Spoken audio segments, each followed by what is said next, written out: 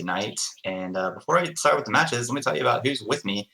Fish is here on the op, and Clarity is joining me on the cast. Clarity, how you doing, man? I'm doing pretty good. I'm excited to see some OctaTHLon matches tonight. Um, really looking forward to the classic. But Sir, we got Classic coming up as our second match. That will be between Corden and Germanium, I think is how he goes by in Yeah, Discord. uranium Uh, male. Yeah, Nishuria Beast in Battle.net if you're looking for him.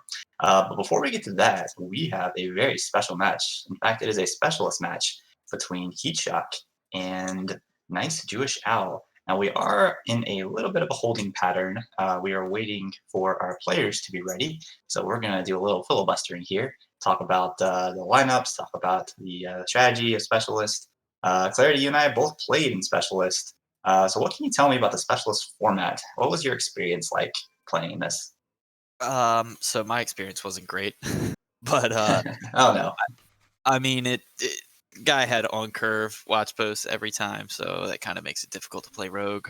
Um, but I guess for people who don't know, which most people do, specialist you have three decks: primary, secondary, and tertiary is the right word, right? Yes. Yes, sir. You got it right. Look at me. Both players start with their primary deck. After that, they can switch decks as needed or stick with their primary deck. The only difference between the secondary and tertiary decks is they can be 5 cards different from the primary deck. But that's basically the gist of it. Yeah, this was a format that was used in the pro circuit for a short amount of time. It led to some, depending on your perspective, they're very interesting or very boring gameplay with control warrior mirrors, control priest, a lot of just like really slow, grinded out, greed, greed, greed. And not to spoil all things too much, but we might be in for a little bit of that tonight because one of our players, Nice Jewish Al, has brought the only warrior to the tournament, and he'll be going up against Heat Shock's Control Warlock. So we are in for a little bit of a maybe slower, grindier, greedier type of game. But so Clarity, you brought Rogue, I brought Mage. We were some more on the faster side, but talk to me about the strategy that went into it for you of deciding to go with the Rogue and what these players might have been thinking with the Warrior and the Warlock. So for me with the Rogue, it was just the strongest deck I had played by the time that I had to submit my decks. Um, if I had to go back, I probably would have submitted Paladin instead. But you know, for Heat Shot, Control Warlock is really really strong right now. I've played probably 30 games with it, um, and I feel like there's a lot you can do with the Control Lock. You can actually get out like a lot of tempo, which is pretty rare for control decks. Um, so I mean, you can really burn your opponent down kind of quick with it actually. And then Nice Jewish Owl, I know just loves Warrior, and I'm not sure there was a whole lot that went into it other than that's his main. He Yeah. brings Warrior everywhere. It's true. It's true. I think the one thing that I was disappointed with, he does have it in one of his lists, but it's not in all of his lists, and that is the Ironbeak Owl. It's Yeah. only showing up in that third list, but that's what I want to get into a little bit.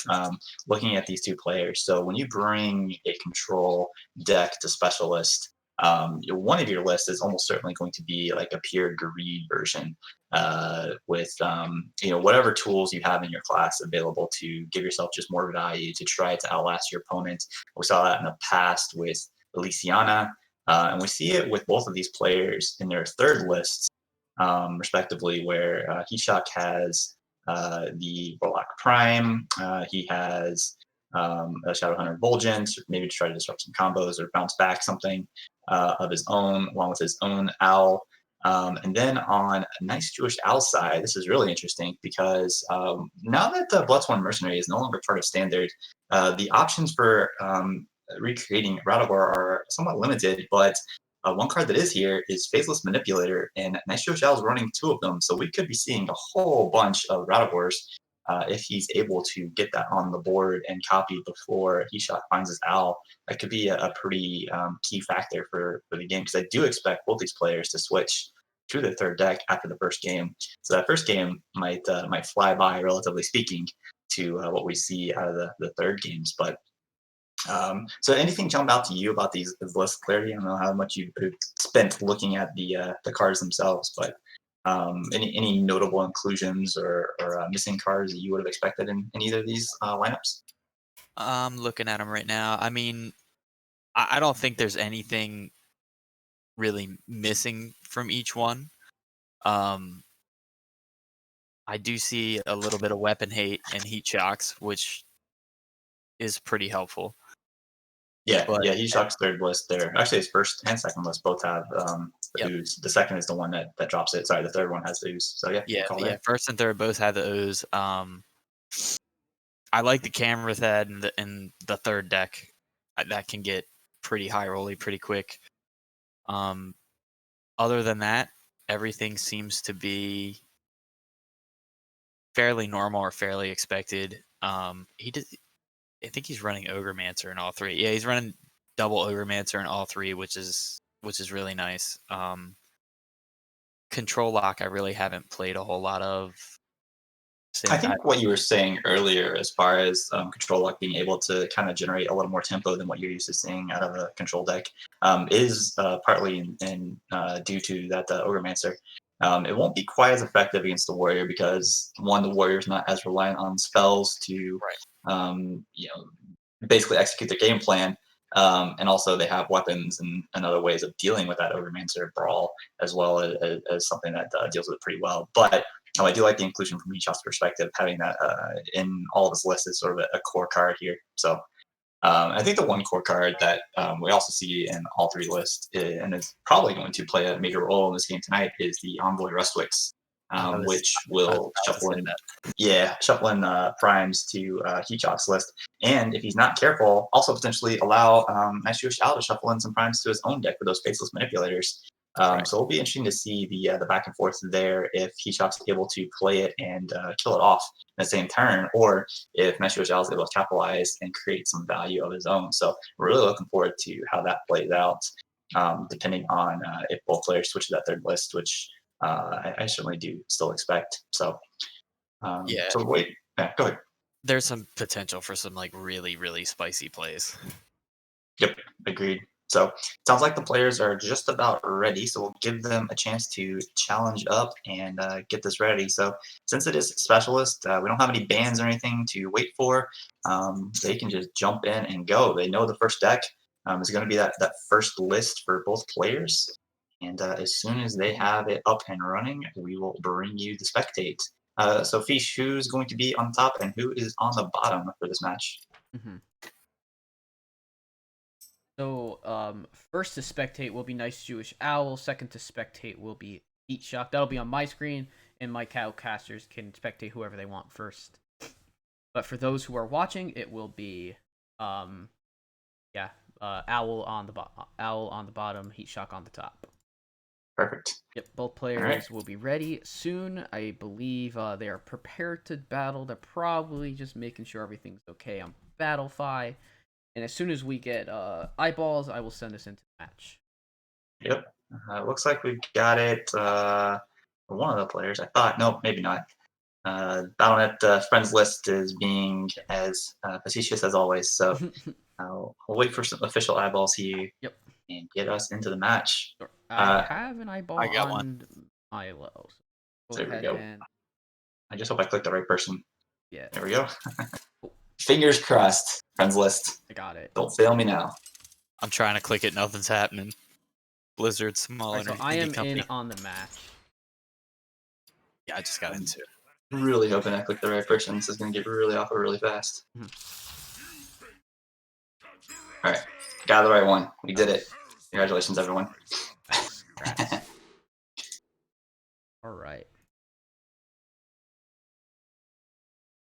That was an interesting bug. I actually see the coin in Nice Jewish Al's opening hand, even though it was generated after. I've never seen that before. But so here we go.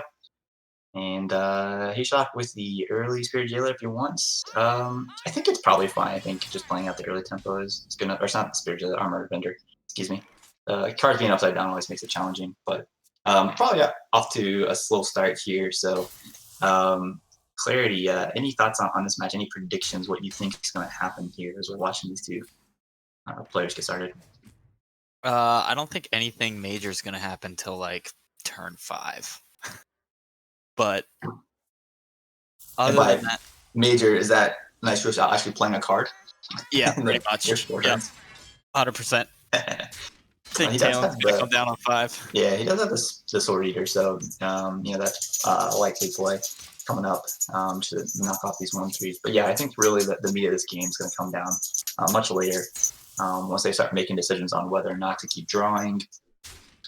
In this case, how soon Heatshock's able to get Rustwicks going in his list, and we'll see how it plays out. But I think the win con for Nice Jewish Owl here ultimately is between Alex Straza and Cthulhu, and just being able to kind of go over the top of the Warlock because these armor vendors are the only kind of plus 30 health options that he has, and he's already played both as well as continuing to tap. So he does have healing in the deck, but it's not going to be anything that gets him out of Cthulhu range if the board is empty going into that Cthulhu turn. So something he'll want to keep an eye on. Whereas he's going to just try to burn out those pieces, get Ticketus online as soon as possible, and disrupt that Cthulhu combo before it starts. So I agree. I mean, kind of thinking about Ogremancer, kind of not maybe, and he decides to go ahead and play with it. I think Ogremancer makes sense just to have something on the board. It corrupts your Cascading Disaster, which you're happy to have in your hand now. But Nice Jewish Owl, not going to worry about it. Like I said earlier, not as reliant on the spells to execute his game plan until he wants to actually start casting the Cthulhu pieces. So, but yeah, we're at the point of the game where now the players start to make decisions about their resources and deciding what they want to play, what they want to save for more value. Heatshock's holding a decent amount of single target removal, but these minions from Owl aren't super threatening, so he may opt to just maybe make a trade here, possibly just wait.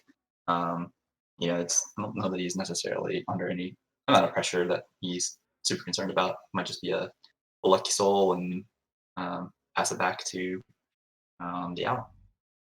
Yeah, and I think that's fine. Like you said, there's nothing here that's really scary. It's a 3-3 and a 2-5. There's not a whole lot of potential damage, and pretty sure killing Talon guarantees Rattlegore, maybe, right? Yes, it would. Yeah. No, Alex is also an option. They're both Okay, yeah, 9 mana, that's right. so it could pull either one of those. But yeah, I'll just clear off the 2-5, leave Talon up. The nice thing for Al here is he actually has 3 of the Cthulhu pieces already in hand, so he Right. is a heart away from basically invalidating the Ticketus option, at least from the pieces themselves.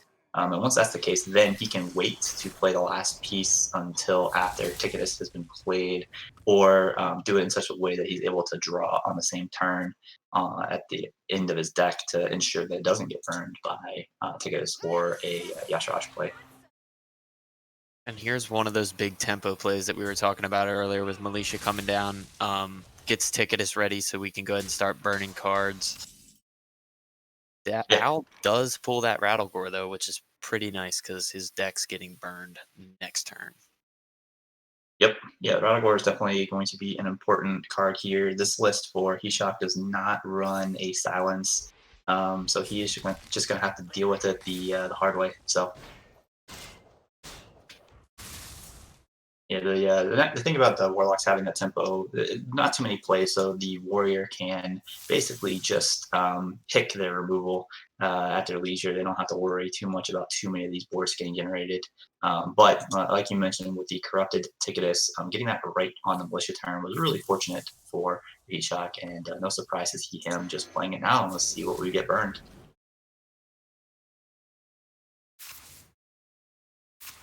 Double Okay, Outrider's gone. fine. Yeah, I don't think you mind that from Al's perspective, because having fewer cards left in your deck, you don't really want to be drawing. So I think he's happy with this and just slamming down the battle board to get this going and see if this is enough. Yeah, there was really nothing that got burned there that was super pressing, I guess. And he's still has the Heart of Cthulhu in his deck, maybe? Yeah, I think those are the two cards. The two cards that he was most worried about being burned would be Alex, just for the damage, and the Heart of Cthulhu just to complete the pieces. So now this Yeah. gets pretty interesting for Heatshock and how he wants to deal with his Rattlebore. He has the 8/8 on board, so he's able to get rid of this first body, then he can trade off to the second body. But I don't know that he necessarily has a good way of doing that. The breakpoints just don't exactly add up unless he wants to use a whole bunch of AoE. An uncorrupted Cascading Disaster. I mean, that is an option. It allows him to clear off potentially the 9, 8, and 7 here if he wants to go that route.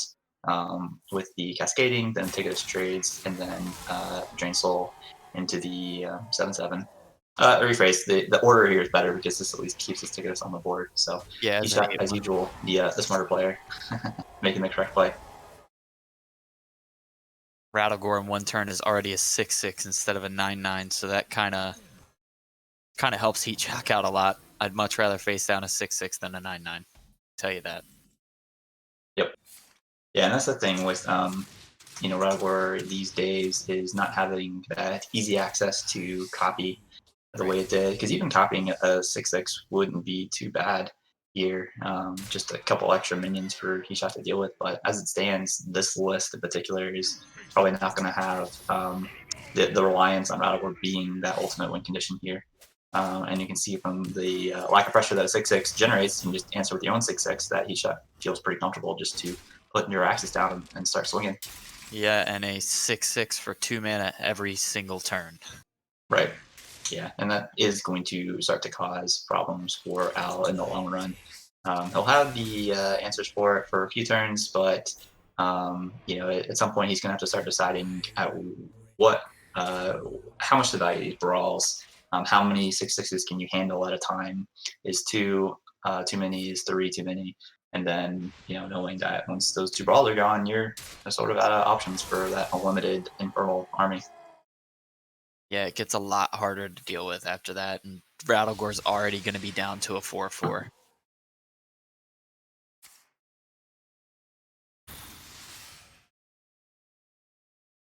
Another thing too we see now, Heatshot having already played Militia, has shuffled 8 fragments into his deck and will be more than happy to just go ahead and draw them to get that healing going. The one danger he would theoretically be in is if Al is able to find that last piece of Cthulhu and draw the actual Cthulhu here pretty quickly. So Yeah, aside from the Cthulhu, there's really not like a whole lot that Owl is afraid of at this point. Rattlegore's getting small enough. He's got answers for everything else. He's got that twisting sitting in his hand in case stuff gets just a little too iffy. And we were saying that there wasn't too much that was burned off of the first Ticketus, but now looking at it, he did lose the Sword Eater and both of his Outriders. Granted, we were thinking about it from the perspective of drawing cards from the Outriders, but just the damage going face, I mean, that's potential 9 damage per axe that could be swinging into this hero for Al that he does not have access to anymore. So that could end up being pretty consequential if he's just not able to find Cthulhu in time before the healing really ramps up for Heatshock. Is the only taunt he has left that Morshan? So as far from a taunt perspective, yes, yeah, because his Sword Eater was burned, he's already played the body of Cthulhu. Yeah. The other minions in his deck don't have taunt, so and he has no way to activate the Morshan either with those weapons and Sword Eater burn. So recognizing that, just playing it out. And as much as we talk about control mirrors being grindy and slow, these players are playing pretty quickly. I think they've kind of hit the point of the game where the decisions are almost made for them, and they know what they need to do. And really, just comes down to Al finding that last Cthulhu piece as soon as possible.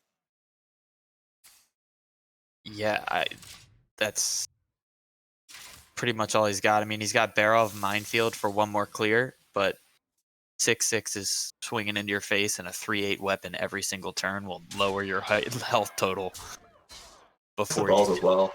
Yeah. But I think from Heatshot's perspective, this is the point where you just wait. There's no cost to playing Inferno, but he's not going to play any more minions from hand. He's going to force out at least one of those brawls. And as you said, there goes the first one.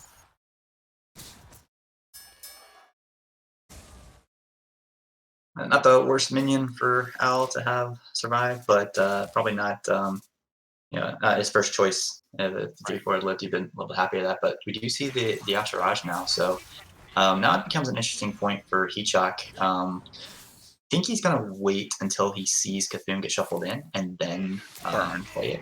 So I'm wondering if from Al's perspective, he just played the cutting class, but I think he's gonna save the other cutting class potentially for when he plays the heart. For now, though, he just has to clear this board once again. Going with the Barrow into Samurai play, I like that. Being able to clear and keep his Barrow alive for just a little extra push damage potentially. So, and he does have an Alex in hand, so he does have a little bit of potential here to push some damage. Really missing the weapons that were burned, but so Heatshot. I'm wondering if he has a sense that that last piece of Bethune is not in Al's hand, or maybe he's going to hold the Ticketus for a later turn. Nope, he's going to He rip just it burn now. So with only 6 cards left on deck, there it goes. So no Cthulhu available for Al, and essentially what he has is what he's got. The only option that will generate any value for him is the Kargath. So see how he's able to navigate with the very limited resources now, also having to deal with a 10-10, an 8-8, and a 6-6. So yeah, it's kind of a difficult situation to win here. I mean, he guarantees the Kargath draw, I guess. And the 10-10 survives, of course, right? yeah, no, I think that's GG. Yep, that's doesn't about have a it. way. He can put the taunt in the way, but realistically, that's going to just be clear it's just off going to delay a turn. Yep. So the good timing by Heatshock to play the Ticketus and snipe that last piece of Cthulhu eliminates Al's last chance for a lethal push. And Yeah. Heatshock takes game 1. And either way with the Yasiraj, if he didn't burn there, once Al played the Heart of Cthulhu, he could just burn then and burn Cthulhu. So really, either way, that was almost guaranteed for Heatshock there. Yeah, the only way that had backfired is if Heart had literally been the last card in the deck. Right. The downside of that would have been having to play Heart then to not take any fatigue damage, but would have been still pretty tough. So, all right, we're into game 2, and we see right away that Al has switched to his third deck, which has the Faceless Manipulator and the Owl. And I do expect Heatshock to have also switched to his third deck, which is running the Prime and Headmaster Kel'Thuzad. So, so we were right. We called that correctly.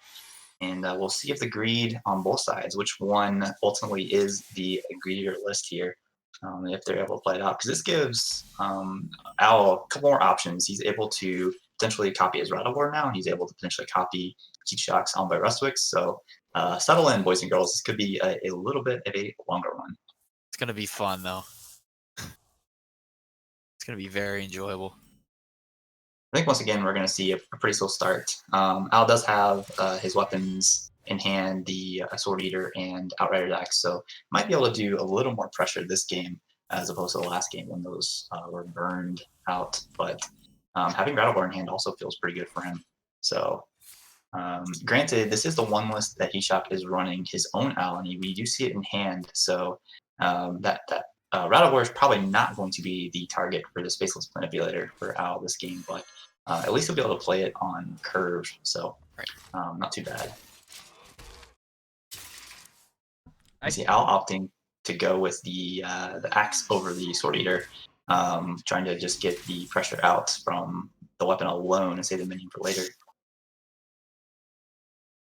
I just want to point out that he has a Vectis in his hand. Owl. He does have a Vectis in his hand. That's quite interesting. I did miss that in the lists.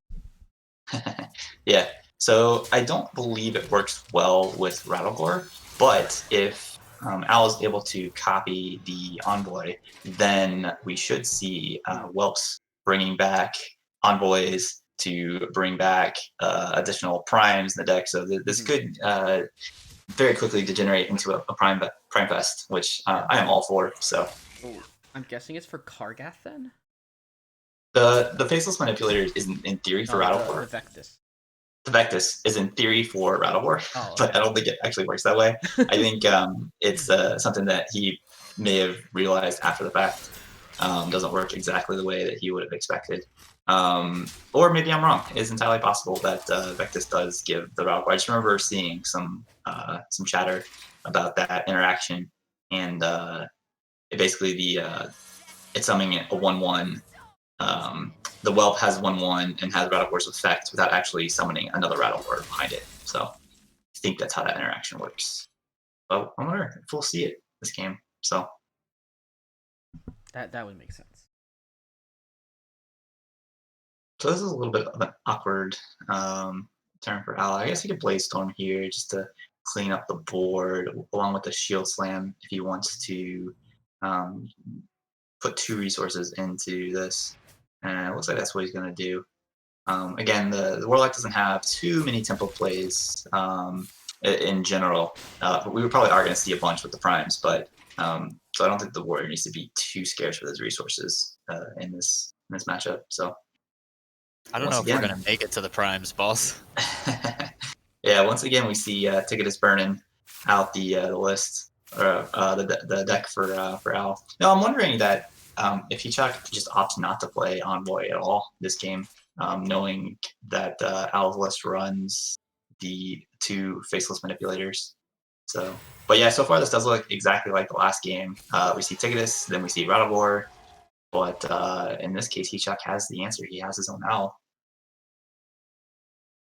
Yep, and he's gonna snap play that for obvious reasons. Yeah.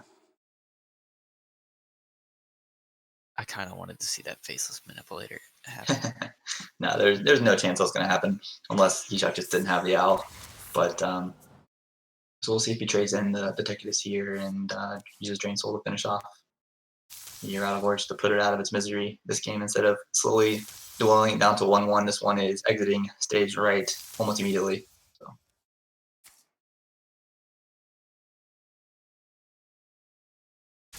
Goodbye, Rattlegore. And I didn't notice, Saturday. but I didn't see any of the Cthulhu pieces burned. Is that right? There were no Cthulhu pieces burned. Okay. I think the biggest thing he lost was a brawl. Yeah. So we've got 2 pieces in hand and the potential for Cthulhu to be an option now for Al. If he's able to pull those last 2 pieces before the second ticket just comes down. So once again, it's kind of a race in terms of draw.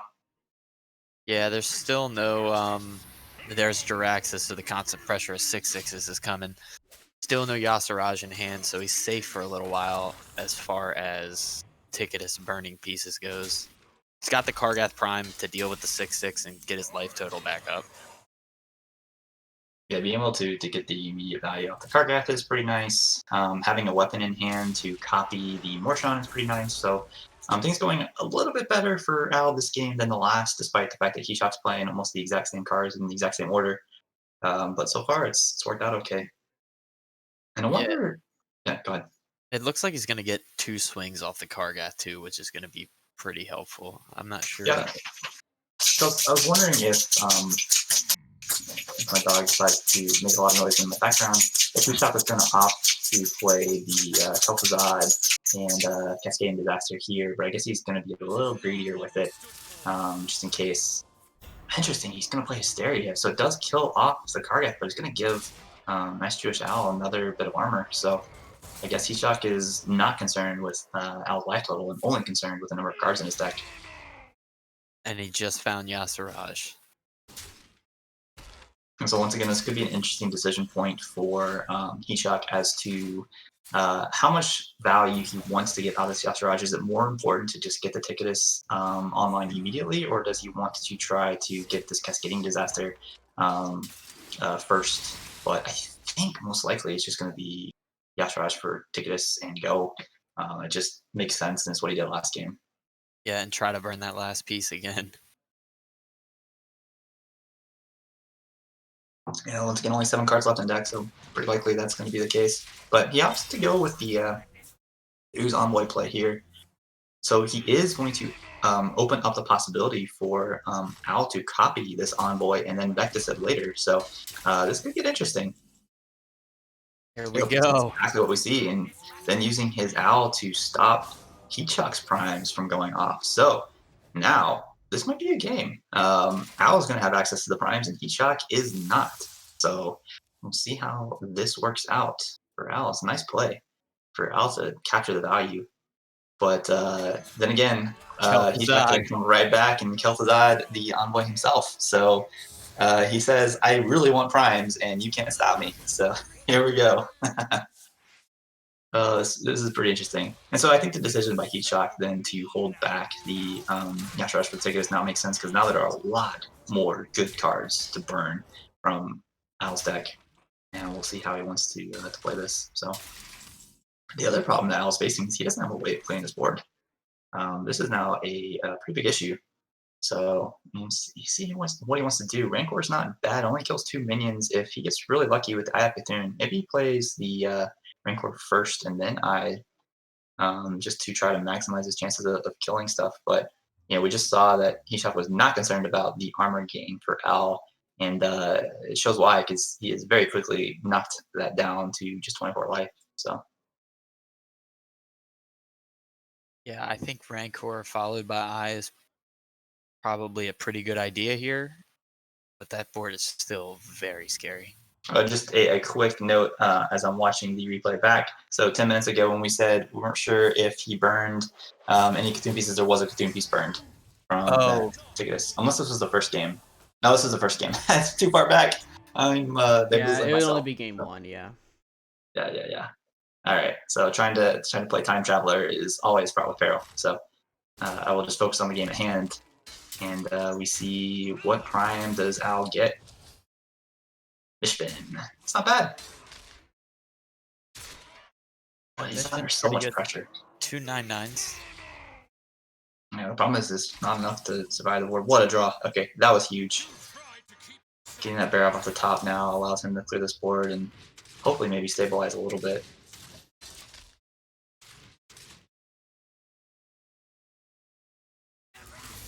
So we'll see at what point Heatshot wants to pull the trigger on this Yashiraj. 6 cards left in deck. I think it's probably coming now. Yeah, most likely. Picks up his own prime. It's the Priest Prime Reliquary.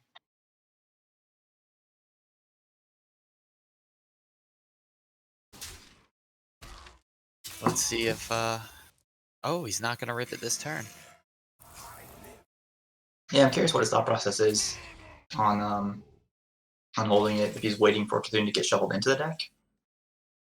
That's a possibility because with 5 cards left, you can pretty much guarantee burning it at this point. So we get some Vectis happening. We get to draw a card, and we get Bear. Oh, we don't get the Envoy. So Vectis does not deliver additional value for Al. Unfortunate. That could have been pretty huge for him to get another 3 primes in his deck. Bit of a whiff. Doesn't even get the Kargath one. Yeah, there were a lot better death rattles to get here. Yeah. I mean, he had to play the Barop when he did. There really wasn't a choice, but definitely did hurt him from this perspective. The THLon one's okay. He probably doesn't want to be drawing cards. He definitely has 2 fragments in his deck, so there's a lot of real cards in there. But yeah. So I think once again, I was just gonna probably run out of time and resources here. So.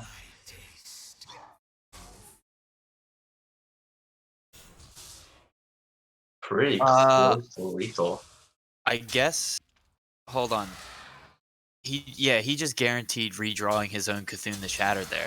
Yeah, getting the last card in. So that worked out pretty well.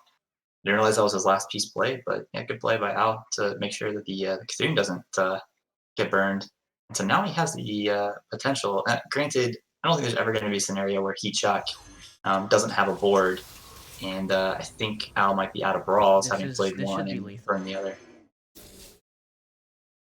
They'll just burn all the cards. Yeah, cascading, and then cascading for free. Yep. Good catch, Beach. Yep, that's going to be that. So despite the creative plays by Al to get the Envoy, going, the copies, just not enough to overcome the Control Warlock. And Heatshot proves that the Control Warlock is the control deck of choice, taking a 2-0 win and moving on to the top 8, where he will face Based Ink and the Paladin. So congrats to Heatshot. Well played by both players. And yeah, that was a good match. That was fun. Yeah, Al definitely made some nice plays there, like showing the kids that ordering is important there at the end to guarantee his Cthulhu and give him the best shot to win, but fortunately he still couldn't get there. All right, so I'm going to bring Heat Shock in for an interview.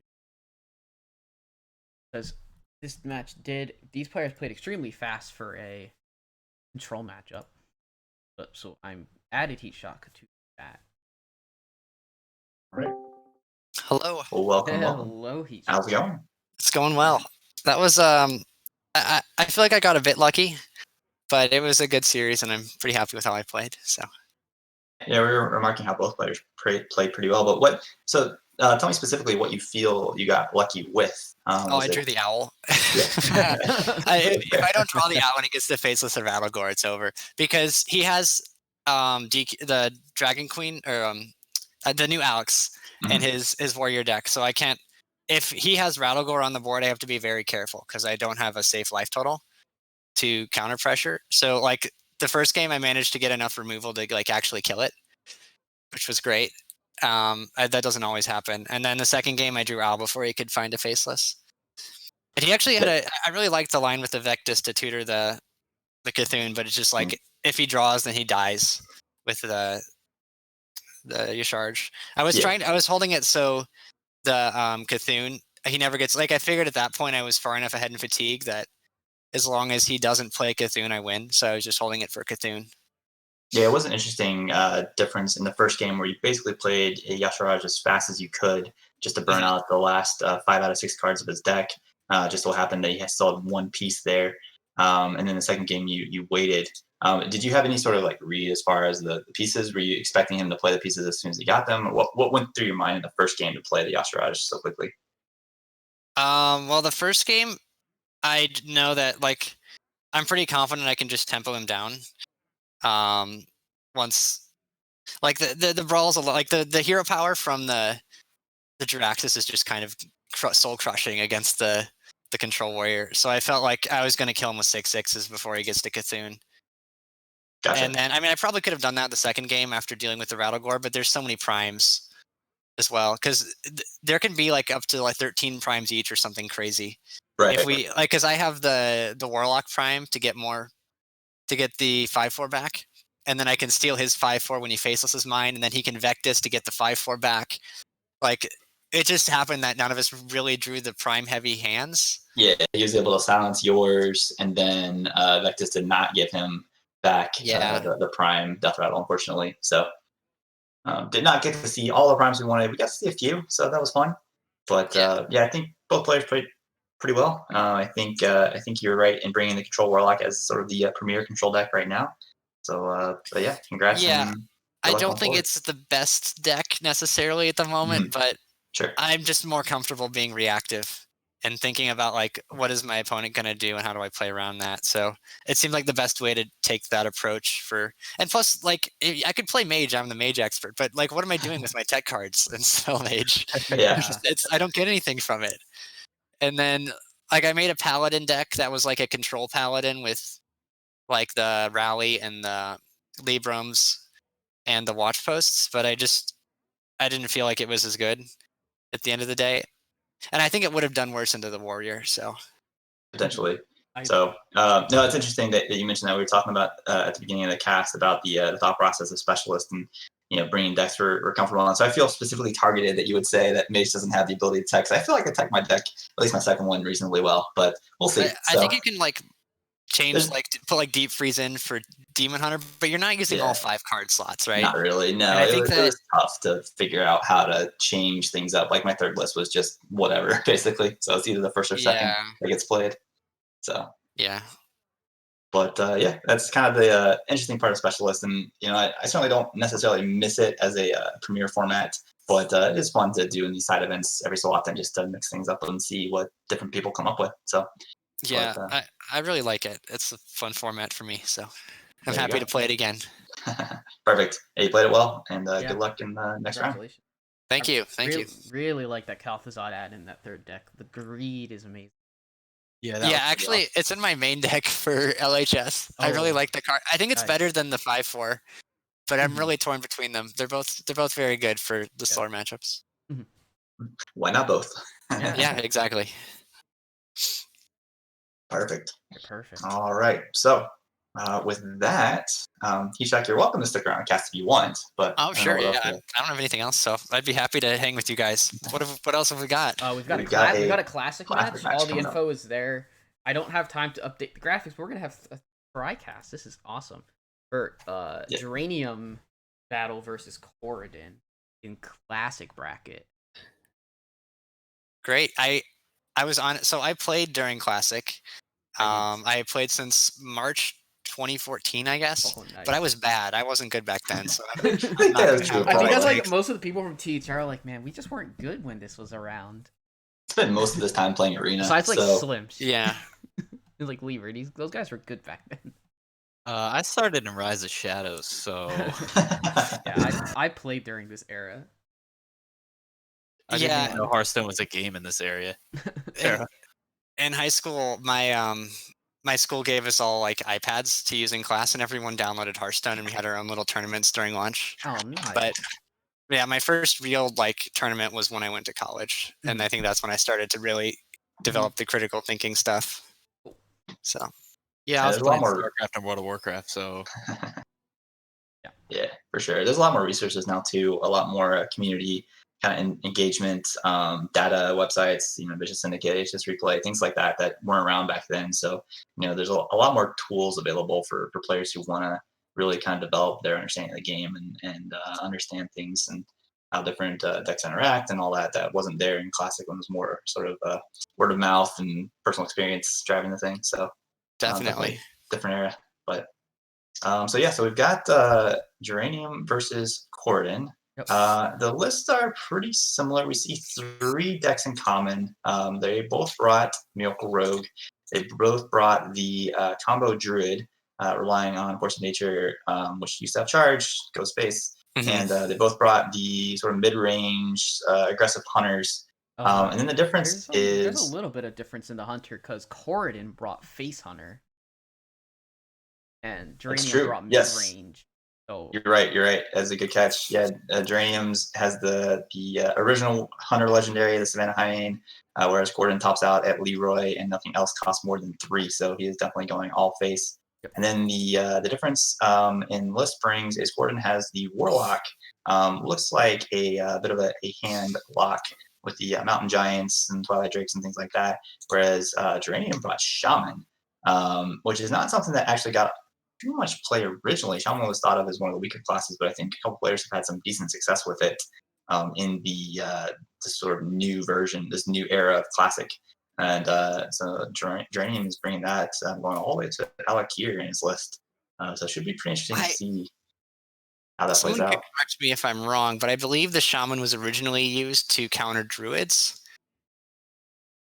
It's possible. I think know like they're. Flame Tongue Totem and stuff I could get think them before. so.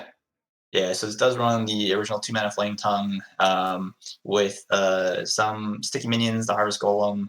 Some of the totems can stick around. Chillin' Yeti can be an issue for Druid to deal with, even if Druid can get it faster. They don't always have that good option for removal. But yeah, historically, Shaman has had some good answers for different power Druids, so definitely could be the reasoning there. So we'll see what they end up banning out. I don't know if those are available just quite yet. Something we didn't have to talk about for specialists. I am waiting on bans from the 2 players. They are currently doing their bans, and I'm sure Corridon will let me know when they are in. These rogue decks are pretty different. I'm surprised. I would think back in Classic the card pool is limited, but people have found ways to build these decks differently for sure. Yeah, it's pretty interesting. Yeah, Geranium running things like send the 4-mana 3/5 Sinjin Shieldmaster and Gnomish Inventor just for a little extra draw. Looks like Cordon's got kind of, I think, more of like the traditional Miracle Rogue list. a little bit of a tighter list, more two of Cold Blood, two of Blade of Fury, things like that. But Geranium running Sinister Strike, interesting. So yeah, some key differences here. We'll see how they end up playing out. Not the right. Yeah, I'm curious to see how the one of Sap plays out when there's a hand lock in consideration here, because those giants can get you. Yeah, I'm Yeah. wondering if that even ends up being the ban from Geranium. I don't know that any of his So decks I have the particularly bans. deal with it. Okay. I have the Oh bans. yeah. If you want to take a quick guess before I'm just pulling them up on screen. Yeah, I mean, this is completely like not really knowing how these matchups play out anymore. I mean, I guess I just talked myself into a Warlock ban for Geranium, and then from Corden's side, I think that he's banning Druid. I think he's Well, banning we'll see. Rogue, Okay. All right, it is. but the Sap is interesting. Yeah. It is Yeah. a double Druid. Oh, Okay. Either player Interesting. wants to see Force Roar. As Yeah. much as I like Right. to see That's totally Force fair. Roar. Yeah, I kind of had a little bit of inside info on Corden's ban, just because he's on my team. I know what he's yeah. talked through, so So I figured he was going to ban the Druid. So let's. But yeah, Geranium banning the Druid is pretty interesting as well. So we'll mention the teams. I didn't mention the teams for the last ones. As Corridon is on Wash You Octobear, one of the best logos we have, and his opponent Milo's on Milo's Menagerie, and then we have Dream Battle on Zyrella's Desperate Prayer, as well as Corden's on Chaos. Corridon's on my team. Chaos OctaTHLon. All right, matches started. I'm just going to quickly. We are going to spectate Geranium Battle first, or so Naturia Beast for you guys, and we have Corridon on the top. And we've got eyeballs, so friends list don't fail me now. I'm in already. Exactly. Let's go. Nice. Give us a little bit of. Oh, double Hunter start. All right. I Love just to want to see it. see Leroy Lethals, man. That's all I want is Leroy Lethals. Mm-hmm. I only got to play with that card for like a week before it rotated. Mm-hmm. Or got Hall of Famed. I got whatever. I got plenty of Leroy. Most of us got plenty of Leroy time. I am not friends with the Naturia Beast. Oh, So I only see one perspective at the moment. Yeah, his so if I have his thing posted in the chat way up at the top. Post it again real quick. I will find it. Yeah, post it really fast. I'm sorry, I have to fix their classes that they're playing. No worries. Yeah, we'll just we'll do it on the fly. So we see Cordovan getting the immediate Leper Gnome start, being able to follow that up with the ult tracking and abusive sergeant if he wants. Could just be hero power as well, because hero powering as often as he can, as the original face hunter, was usually pretty valuable. But looks like he's going for the tracking and some more development. So got a bug. I have to restart. I assume Unleash the Hounds and the Buzzard is pretty important, I think, for sustainability in Face Hunter, so I wouldn't be surprised, to see him pick that up here. Yeah, just to make sure he has access to that tool. The other two, Hunter's Mark, not super impactful generally. Probably not in this matchup either. With there is the possibility for Hellmaster giving a taunt. Certainly on the 2/7. I haven't seen that card in a while, but I imagine a 9 health taunt is difficult for Face Hunter to get through. Right. So that he does have another Hunter's Mark in the deck, but yeah, I think you're right about the Unleash being pretty key to the longevity of the Face Hunter, such as it needs to be. So you guys are smart. So clarity, do you have a preference between Face Hunter and Midrange Hunter in general? Mid-range, 100%. Yeah. So I hate Face Hunter so much. Do you just hate playing it, hate playing against it? What's your take on Face Hunter? I hate playing it. Like, it's just I Doesn't tried work to for get you. behind it. Yeah, I tried to get behind it, and it just didn't work for me. I'm not really a big aggro deck kind of guy. I tend to go for more control-y reactive kind of stuff. But Gotcha. I feel the same way. Yeah. I am not a accounting aggro player. I like to focus on how do I win the board, and the numbers get past me sometimes. So I do enjoy a good zoo deck, but that's about it. It's really the only aggro type thing I play. Yeah, zoo's fun. It's very interesting here with the Animal Companions in their triumphant classic environment, no longer being a part of the standard core list for Hunter, which kind of doesn't feel right. But yeah, it's nice to see them once again. So wait, why did we play the Arcane Golem over the Wolf Rider here? Because yeah, I think it was a miscalculation. To forgot your about point this about the Leok. map. Yeah. And I think he realized it too as he's going through because Nay's giving even more damage back. But I think he's still in a pretty good position here. He got enough damage without anything for Dranium to be able to taunt up or Right. really put in the way. I mean, with missing the 2-drop is devastating for mid-range Hunter. Right. And Yeah, I don't see need how he's something. going to get on the board now in time. No, at this point, it's likely that just the hero powers and maybe an unleash and the bullfighter is going to be enough to close out this game, even if Journey's able to deal with what's on the board. And I don't even see a good path for him to do that. The Yeah, freezing I don't trap see a good way either. maybe takes one of the minions out, tracking for something, but yeah, this is a tough spot for Dranium, regardless of the slight miscalculation by Gordon. So I think it's just a very face hunter favored matchup, barring the kind of really good start that you described with the 2-drop into or the Oasis Snapjaw into Hellmaster, which we did not see from Dream's side. Well, this keeps him around for a little bit. Yeah, he's going to be able to delay for a turn or two here, but still not looking great. But knowing that the trap is 100% freezing trap, we'll see if he opts to bounce back the Leok here or the 4-1. I think it's going to be the Leok. 4-1 just does more damage. So. Well, it's only a 3-1 now, so you missed 1 damage, but I don't know how this 3-1 is leaving the board either. No. At this point, there's nothing. There's a 3-turn timer in play. 3 hero powers is all you need. Yeah, and I think we'll be closing out game 1 here in just a minute.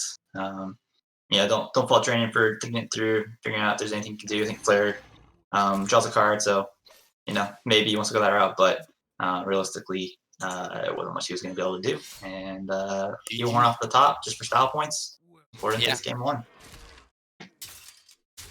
Yeah, I was actually about to ask that. Do you ever try to just draw with Flare? But I didn't. I was trying to look at the list to see if there was an answer. Yeah.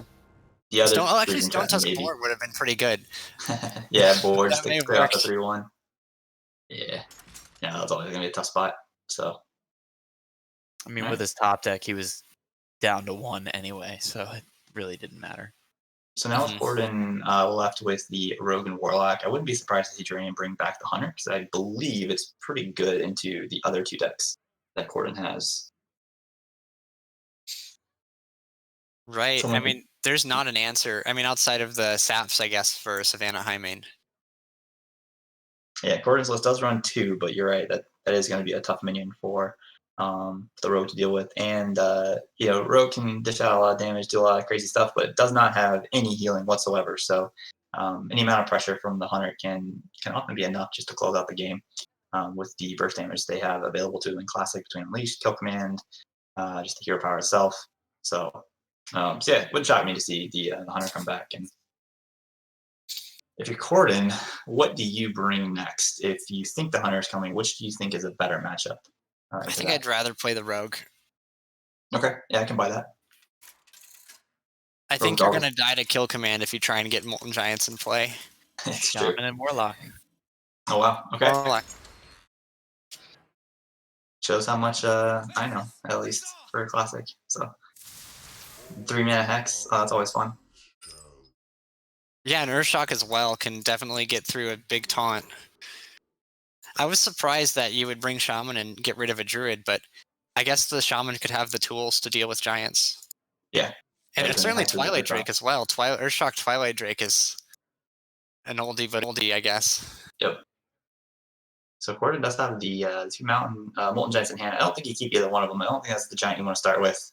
I don't think you want to prioritize killing yourself in the early game. That's more of a byproduct of what happens later. So we'll see if he ends up throwing this back. And I really want to see one of them get played, though. I've never even seen that card. I didn't know that was a card until I read it on the list. Yeah, Blizzard had a lot of crazy Giants in the good old days, including a card for Warrior that gave every minion taunt one of those first printed, or not taunt, excuse me, charge. So you could just get your left hold down to nothing and then charge out a couple 8/8s. And that was pretty effective. Once upon a time. That sounds horrible. Yeah, classic was a fun time. Sounds like a Mhm. nightmare.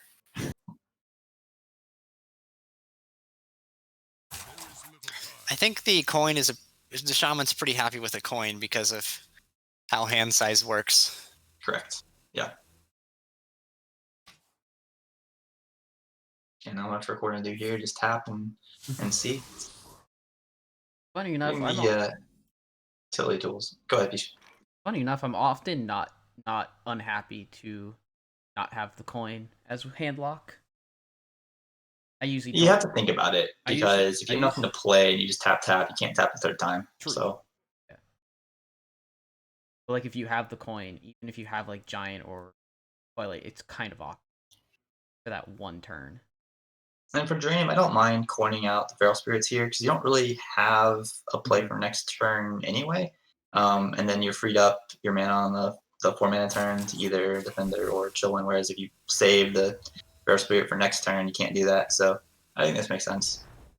Yeah, and we can see 2 Hellfires in hand. It's great to get these 2/3s out before it gets blown away. Right. And it does look like that's what is being set up for on Cordon's side. So at least we get a little face damage. And that might end up mattering. Warlock, again, does not have healing in the classic. Only a couple Earthring Parks a year. So yeah, that's not nothing. Alex draws, I guess, for heal potentially. So Do they not play Jiraxxus in Classic? It's been a while for me. I don't think so. Because, I mean, the way Jiraxxus used to work, just setting your hero power to 15 life instead of the way it currently works, which is much better, giving you the extra armor. So I don't think it was generally run too often. This deck. I think this was a good Hellfire here. This Argus was going to be brutal. Yeah, if you didn't definitely kill these ahead of time. This deck doesn't run Jiraxxus. Some lists do. I think this is up for a nice little Yeti for Geranium here. Just to keep the pressure on. He's running a couple Lightning Bolts, so he does have a little damage over the top. Doomhammer and Rockbiter as well, if you can get through the taunts with the Earthshock or the Hexes. So I think just putting out as much pressure as possible here makes a lot of sense. Do we see a tap before this Giant? His hand size, yeah, he has the card to do it.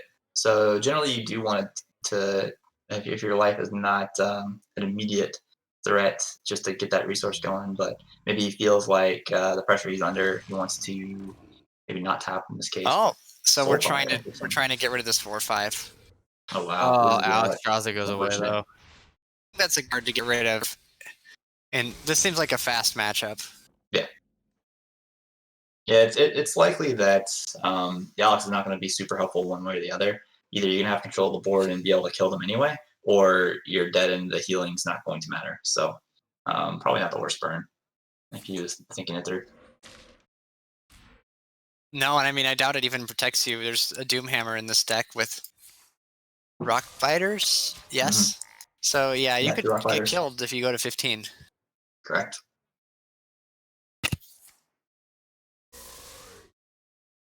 I'm just watching that Giant get Twilight Drake. It's a nice draw because he didn't really have much else to do this turn if he didn't pull that Twilight Drake. No, and we can see there's no Earthshock in hand to deal with it. Right. Not yet, at least. He could possibly get one off the Ezra Drake if he wants to go that route. Though that does just get eaten alive. He doesn't draw it. So might be Fire Elemental here. Use all your mana and have something that at least contests the Twilight Drake a little. Do we put the damage into the Twilight Drake then, so we don't get this Molten Giant too cheap? Yeah, I think so. I think that makes sense. Just gives you the value trade. You've already seen some of the removal that the Warlock has, the Hellfire, the one of the Soulfires, one of the Mortal Coil. So yeah, that makes sense. Just to keep him out of immediate Molten Giant range. Because like to your point with the Doomhammer and some of the other burn in the deck, you don't necessarily have to get them really low first. You can burst them down from a decent life total and stay out of that Molten Giant range. So it looks like he's going to go play a little bit slower. Maybe get the Manatide Totem out.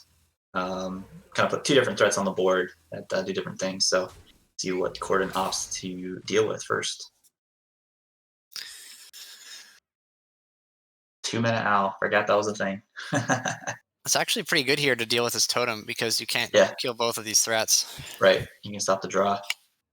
Definitely makes sense. You could Argus it even so that it doesn't die to this 1/1. I don't know if you want to use a taunt on the Iron Beak Owl, but you could. It's not bad. Just getting the extra stats off of it isn't terrible. I think it makes sense. So You can also see tap Giant if you want to get the most power on the board. if you're not concerned about the draw, and if you think you're in a relatively safe place, looking at the Hellfire, interesting. So really wanting to get rid of the whole board and not leave the minions up. Yeah, I kind of really like the Owl there over that, but I think he's looking at getting that Molten Giant down next turn with the taunt. So it's going to be cheap with the Hellfire for sure. Yeah. Yep. Yeah. So I think that's his thinking. Unfortunately, this gets eaten alive by the Doomhammer's a big draw. I almost prefer the Fire Elemental though, just for the board just control. The board presence. I agree. Yeah, it's an easy clear on the 4/3. You can always play the Doomhammer later, and you really want the one, you need the Rock Biters just for that extra burst, and two, you will almost certainly need Earthshock or Hex or something to deal with an inevitable giant that's taunted up here. So, Clarity, what would you do in this situation? I'm playing the Fire Elemental. I was going to say that right as soon as Heat Shock did. You can clear the if he makes an 8/8 taunt with the Sun Fury, you can get through it with the Flame Tongue inside of a Doomhammer afterwards. Mm-hmm. Yeah, that makes a lot of sense. I think it's all set up by the Fire Elemental here, so I think that definitely is a very enticing play. Yeah, 6/5 is a pretty good choice, I feel.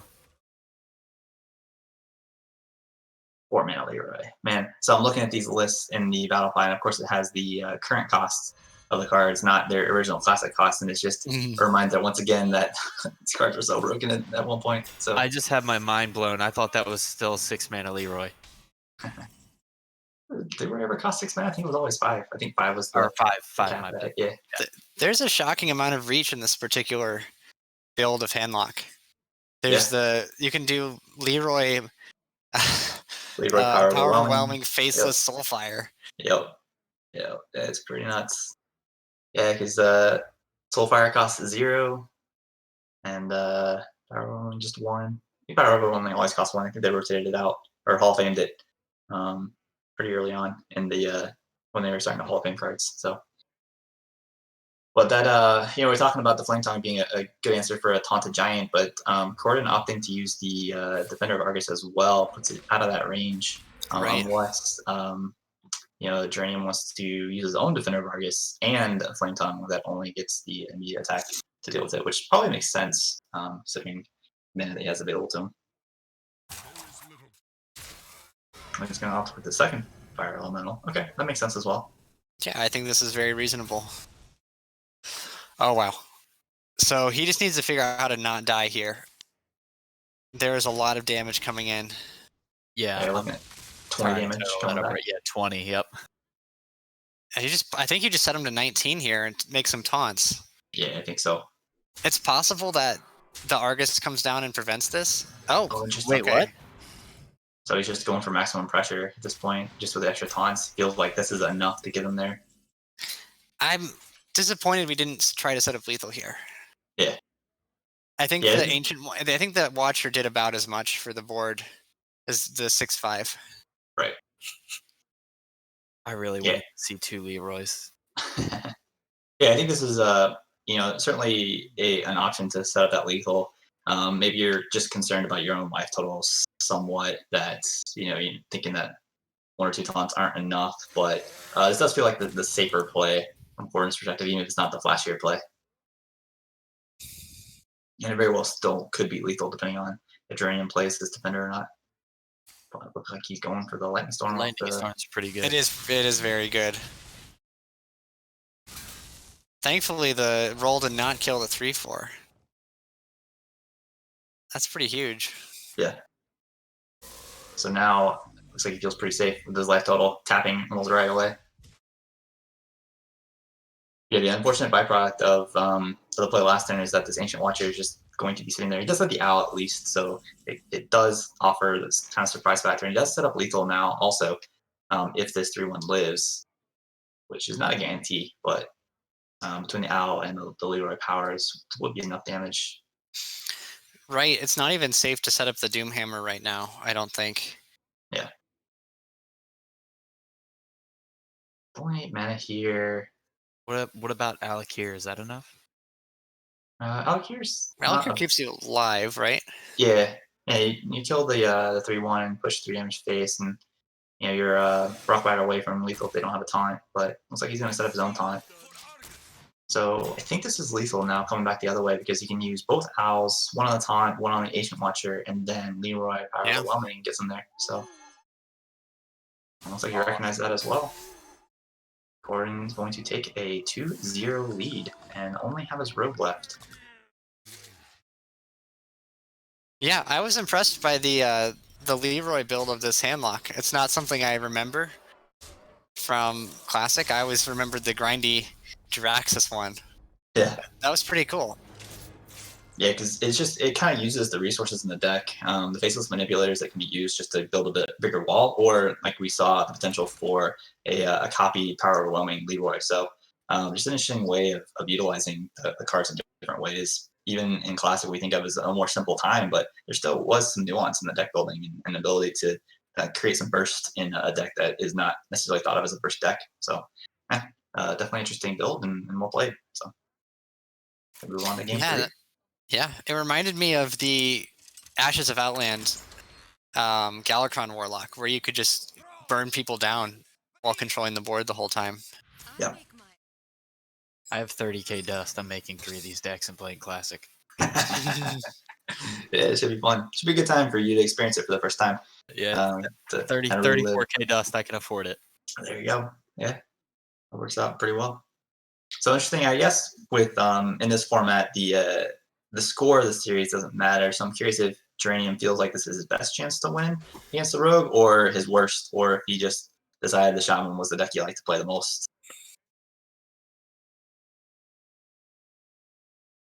I think Interesting.